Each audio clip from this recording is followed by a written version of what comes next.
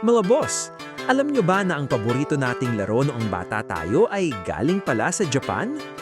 Tama kayo ng dinig!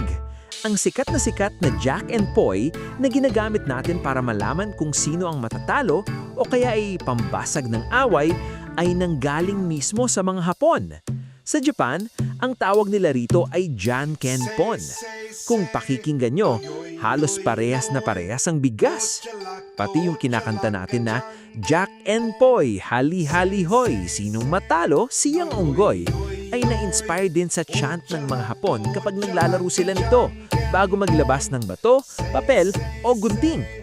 Dahil sa tagal ng impluensya ng mga Hapon sa Pilipinas, unti-unti na nating naipinoy ang salitang Jankenpon hanggang sa naging Jack and Poy na ito ngayon.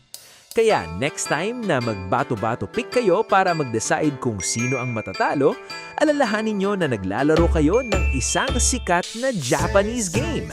Nakakatuwa talagang malaman ng mga ganitong trivia. Hanggang dito na lang muna, maraming salamat sa panonood!